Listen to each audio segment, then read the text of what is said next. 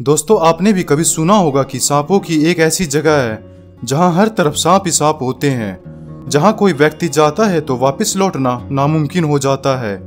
तो चलिए आज मैं आपको ऐसी ही जगह के बारे में बताऊंगा जहां हर तरफ आपको सांप ही सांप नजर आएंगे। दोस्तों, ब्राजील देश में एक आइलैंड है जहां आपको हर तरफ केवल सांप ही सांप नजर आएंगे। यह आइलैंड इतना खतरनाक है कि ब्राजील गवर्नमेंट ने इंसानों का यहाँ पर जाना पूरी तरह से बैन कर दिया है। यहाँ इतने सांप है कि इसे सांपों का बसेरा कहा जाता है। यहाँ के स्थानीय लोग इस आइलैंड को सांपों का आइलैंड कहते हैं। दोस्तों, कहते हैं ना कि जो दिखता है वो होता नहीं है। यह आइलैंड दिखने में काफी खूबसूरत है। एक बार आपका भी मन करेगा इस आइलैंड पर जाने का। पर यह आइलैंड जितना खूबसूरत है उतना ही अंदर से खतरनाक है। लोगों का कहना है कि इस आइलैंड पर आपको हर 1 मीटर पर 1 से 5 सांप आपको दिखने को मिल जाएगा। स्थानीय लोगों का मानना है कि जो लास्ट इंसान यहाँ रहता था वो 1900 से 1920 तक यहाँ रहा था और वो यहाँ का लाइट हाउस कीपर था। दोस्तों, यहाँ एक लाइट हाउस है जो शिप्स को डायरेक्शन दिखाता है। वो लाइट हाउस कीपर अपनी फैमिली के साथ यहाँ रहता था।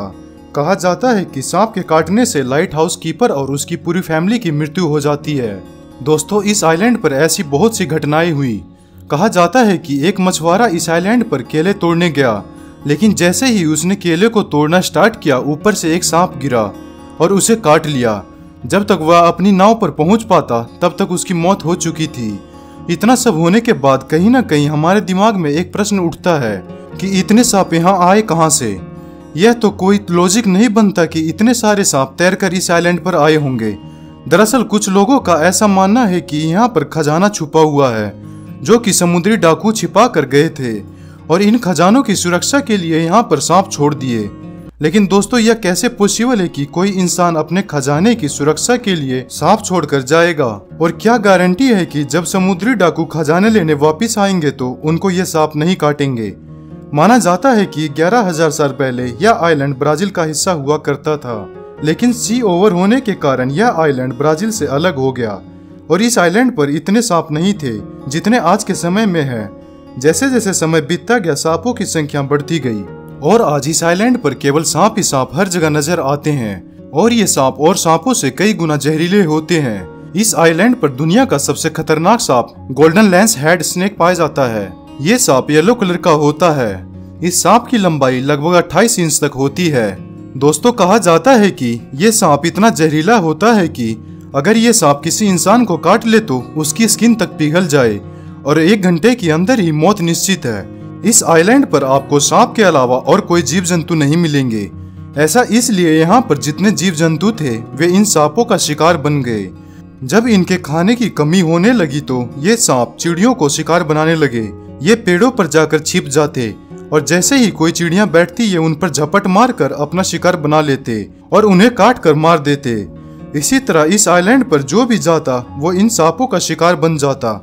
दोस्तों, हैरानी की बात तो ये है कि इतना खतरनाक आइलैंड होने के बावजूद लोग यहाँ जाते हैं और इलीगल तरीके से सांप को पकड़कर ब्लैक मार्केट में बेचते हैं। इतने खतरनाक आइलैंड पर जान जोखिम में डालकर लोग स्मगलिंग करते हैं। इन सांपों को $10,000 से $30,000 तक के रेट पर ब्लैक मार्केट में लोग बेच देते हैं। दोस्तों, हर चीज बुरी ही नहीं होती, उनमें कुछ न कुछ अच्छाइयाँ जरूर होती है। इस आइलैंड से भी हमको बहुत ही ज्यादा फायदा होता है।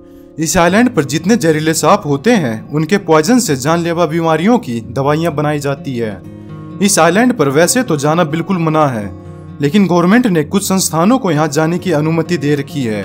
रिसर्चर्स यहाँ सांपों पर रिसर्च करने जाते हैं और वो भी साल में केवल 1 बार। और अगर कोई व्यक्ति यहाँ जाता भी है तो साथ में एक डॉक्टर होना जरूरी है। दोस्तों, जैसा कि मैंने आपको बताया कि यहाँ खाने की कमी होने लगी, जिसके कारण यहाँ सांपों की संख्या धीरे धीरे कम होने लगी।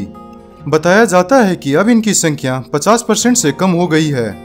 दोस्तों, अगर आपको इस आइलैंड पर जाने की परमिशन मिल जाती है तो क्या आप इस आइलैंड पर जाना चाहेंगे? कमेंट करके जरूर बताएं। उम्मीद करता हूँ आपको इस आइलैंड के बारे में जानकारी जरूर अच्छी लगी होगी। ऐसी और जानकारियों के लिए चैनल से जुड़ें और चैनल को सब्सक्राइब करना ना भूलें।